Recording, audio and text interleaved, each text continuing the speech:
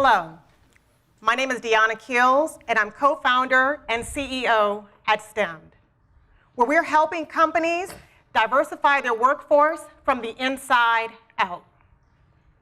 You've probably seen the headlines of all the companies who are investing a tremendous amount of money on diversity in the workforce. Companies like Intel have earmarked $300 million to increase diversity over the next 3 years. It's a $20 billion a year market. Yet companies are seeing little to no increase in diverse hiring or retention of diverse candidates. We found an opportunity that has been grossly overlooked, and they're called employee resource groups. And they're everywhere. Disabled employees, Latino employees, Black employees, the disabled, veterans, LGBTQ. These groups come together informally to provide support for each other, and companies quickly formalize them. They have budgets, and they're seen as key drivers for diversity efforts. Yet they are grossly underused. We liken these groups to base camps. When you join a new company, it's like finding yourself alone on the side of a mountain. And when you're in an underrepresented group, for some reason that mountain sometimes looks twice as high. We found that employee resource groups, like base camps, provide resources and access for these employees, which increases diversity recruitment, attracts more employees, and it retains their current employees. Let me give you a couple examples of how companies are using these groups. Ford and General Motors use their disabled employee resource group to test their accessibility products before they go to market.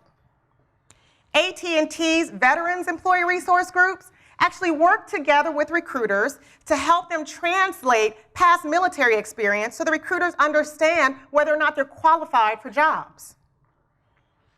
McDonald's actually credits their women's employee group with expanding their menu to include more salads and fruits. The LGBTQ ERG at Wells Fargo is very involved in the LGBT community and is helping to drive Wells Fargo's commitment to that community. And recently, we talked to Eli Lilly, which is their Black employees have actually partnered with Tuskegee University to increase the number of African Americans that participate in clinical trials. You see, these groups are nothing to sneeze at. Yet all this money is being spent externally when we think the true answer to diversity stems from within. Again, this is a huge market. We have a first-to-market opportunity. We are currently engaged with SurveyMonkey and have extensive interest from a number of companies in Silicon Valley, as well as here locally in Atlanta. So why are we the people to solve this problem? Where my co-founder, Crystal, began her career in actually recruiting minority graduate students while she was completing her doctoral work at Indiana University. She went on to work for the United Negro College Fund, where she actually was deputy director of a fellowship program that was funded by the Department of Education to increase diversity in the field of U.S. international affairs. And I have spent the past 15 years in corporate America, in corporate recruiting, HR, and employer branding.